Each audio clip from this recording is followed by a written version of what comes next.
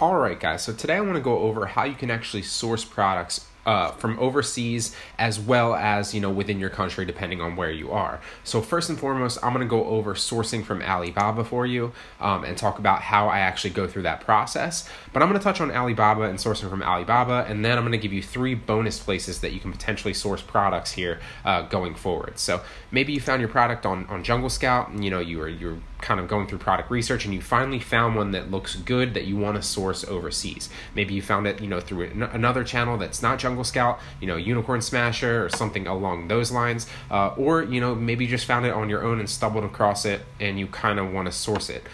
We're going to touch on that and we're going to go through the process of how you source it. It's very, very simple.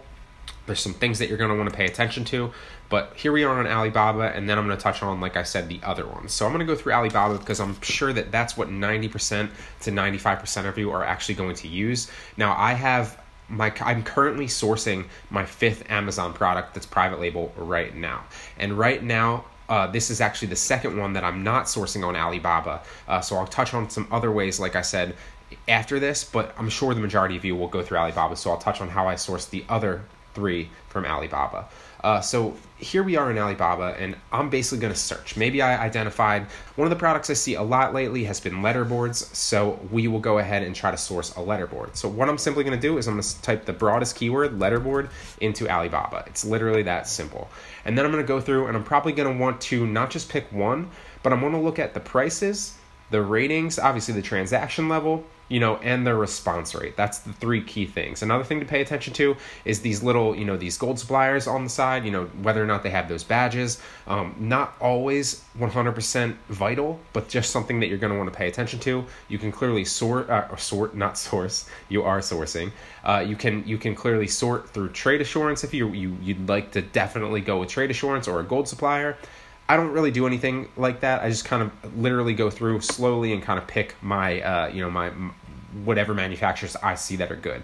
So if I were trying to source a letterboard, what I would do is I'd go through and I would first and foremost either get a Word document or just a normal piece of paper, and I would write all this down so I could see it kind of in front of me in my face and sort it better. That's crucial because some of these manufacturers are going to have different prices, different minimum order quantities, and so on and so forth. So, and like I said, this is something that I'll touch on completely in depth in my course, not just overall, but in the actual sourcing model from overseas.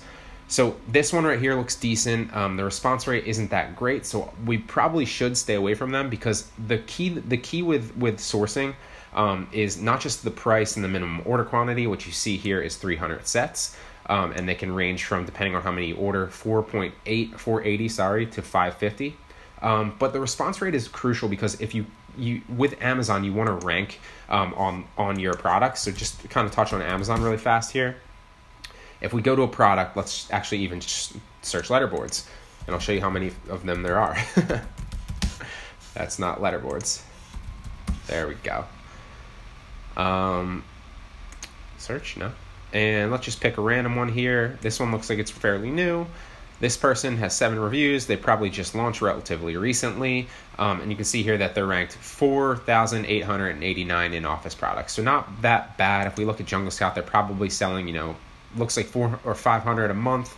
I'd say that's probably a bit high since they just, they're probably ranking right now. That's probably heavy aggressive PPC and a lot of different other things. So they probably realistically selling 200 to 300 maybe on average a month. But that's the key. So you want to keep your sales high, but you also want to stay stocked in inventory. Sorry, I didn't mean to highlight that. If you want to keep your bestseller rank up, because that will mean that you're obviously selling more, and you basically you'd be ranked higher in search results. So if somebody types in letterboard, like I actually did, you're going to pop up higher in search results, not just through your PPC, but also organic. So you'll see that this is literally ranked 2nd on Amazon, and that's why they're selling so many of them right now, because they're ranked so high. So you're going to want to keep your items in stock, and the way that you can do that is by reordering when you get low. Now, if you go to reorder and they're not very responsive, and that's the key with the response rate, then you're going to have trouble getting your items back in on time, and then you're not going to have any sales if you run out of inventory. It's just a whole thing that you kind of want to avoid. So I might look into this. Maybe they could maybe they'd go a little bit lower. I might look into them, but that response rate definitely kind of gives me a little bit of red flags. This response rate is a little bit better at 77%. They have trade assurance. They have 1 year as a gold supplier. And I forget exactly what gold supplier means. I just believe that means that they have to keep it simply, I'm not sure exactly what it means, but I know that it means that they have a history of selling goods. So whether or not they have a history of serving customers well, they have a lot of, sales or manufacturers, just overall, it's a good indicator that they're successful on the platform the longer they have the gold supplier badge for. So did I get that one already? I did. So, that's Amazon. So I'm going to check into this one, and just to keep it simple, we'll just run through this because I don't want to waste too much of your time here. I just want to kind of go over it, kind of a little bit to give you an idea. This 42.7% response rate, I'm going to stay away from that. 37, stay away from that. 72.9, that's pretty decent trade assurance, and 8 years of gold supplier with a little bit higher of this. And a 200-piece minimum order quantity. So I'm going to open them as well. And like I said, you're going to want to look for about 5 to 10, depending on what you're searching for. There might not even be 10 of them. A lot of times there are. But you're going to want to source 5 to 10 and then reach out to them and kind of touch on those things. Now, like I said, this is a little bit higher here. But don't ever take this at face value. Obviously, you don't want to be too greedy and too kind of, negotiative. That's not even a word, but we'll just pretend it is. You don't want to be too greedy. You do want to negotiate, but you don't want to be too greedy, like I said. It is important to not take these at face value. So a lot of times you can negotiate a lower price. A lot of times you can negotiate a lower shipping price, whether you're doing freight on board or you're doing air. And a lot of times you can actually negotiate a lower minimum order quantity too. So the MOQ is not always what it's set at. A lot of times you don't want to take this at face value. It's important to negotiate. So I want to touch on that real fast. I might open this one. This one looks half decent. 1 year, 76.1 response rate. And there's trade assurance. Like I said, you're going to want to go ahead and, pick probably the best 5 to 10. There's a bunch here. And I'll contact each supplier. I'll go ahead and I might say, hey, I was looking to, potentially order X amount of units, whether that's, 200, 300, 400.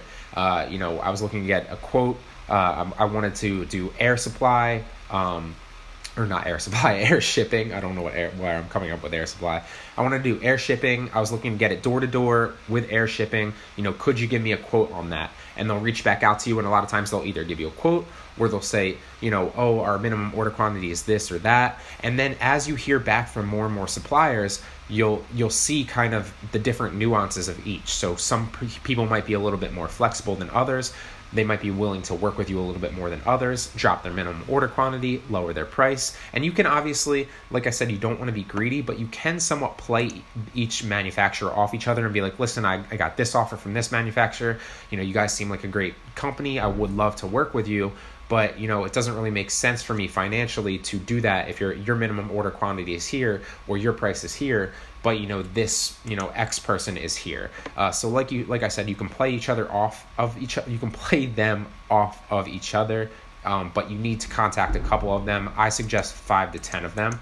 And then when you hear back, just literally pull the trigger. It shouldn't be too much. I would put lowest 500, and that's kind of pushing it. You might want 500 to maybe 1,000, maybe 1,500 to $2,000 if you're really getting up there with a a fast or a high amount of order. But like I said, 500 to 1,000 should cover your first order. And then as you make money, you can reinvest and order more. But that's how you source from Alibaba. Now I'm going to touch on 3 other ways that you can actually source from overseas that aren't Alibaba, that not a lot of people, I think they know about it, but they don't necessarily use. I feel like the trend is just, source from Jungle Scout or Unicorn Smasher, and then, source from Alibaba, or product research from Unicorn Smasher and Jungle Scout. And then source from Alibaba. But you can find a lot of great things on DHgate. It's actually another wholesale website. And then as well with Thomasnet. Now, I believe Thomasnet is just for Canada, Mexico, and the United States, just kind of North America. And I'm not sure if DHgate is either. I believe DHgate is global. You can also search through Google for manufacturers. And this is actually how I found my last product, the one that I sourced from actually the United States. So something to keep in mind is, and by the way, this literally goes the same as Alibaba with DHgate and Thomasnet. You literally just search for the whatever your keyword is, and then you sort through a couple suppliers. So maybe if you live in North America, you want to do Thomasnet and Alibaba, and then kind of see what kind of options you have in both. It's important to do this, and it's also important to search through Google. And the reason being is just kind of show you letterboard manufacturers near me. It's important to kind of do this and kind of go through and look. See, this actually suggests you Thomasnet right here. But there might be somebody that you're overlooking that's close to you. So for me, this obviously differs depending on the country that you're in and where you're sourcing from. But with me and my last product specifically, there were a lot of manufacturers in the United States that manufactured that product. And so I looked in Alibaba to manufacture that product, but then I also looked in Thomasnet and I Googled it, and I actually found my manufacturer by Googling it, and I didn't see them either on Thomasnet. They might have been a little bit down, but I didn't notice them at first. And I did not see them obviously on Alibaba because they're not in China or Russia or India or anything. But that's how I found my last manufacturer. And it's important to do that. And the reason being is because even if you're paying like 50 cents more per unit with an American company, or maybe you live in Australia, I'm not sure if there's many manufacturers there, or maybe you live in the UK and there's a manufacturer there, something like that, or Canada, it's important to understand and kind of really do your research, not just with your product, but also with your manufacturer. Because like I said, I might have been paying 50 cents more per unit, but I had a very, very fast response rate because they were in the US. And I also had a very fast reorder rate. So if I was getting low on inventory, I could just reorder. I didn't have to worry about reordering 2 to 3 weeks in advance potentially. I could literally reorder a week before and then get that into the Amazon warehouses very, very fast. So that was an added benefit for me and well worth paying 50 cents more per unit. And on top of that, obviously I was dealing with American people that didn't have that kind of communication barrier there, as well as the fact that I didn't have to worry about customs or paying any of that. And obviously the majority of people from Alibaba should pay that for you. It's kind of, it goes in that cost that they'll put into when you communicate, you'll see what I'm saying. But they basically tell you, okay, this is what you're going to pay for this is what you're going to pay for that, and this is the total for everything. And most of them should cover that cost. And if they don't, I would negotiate with them to do so.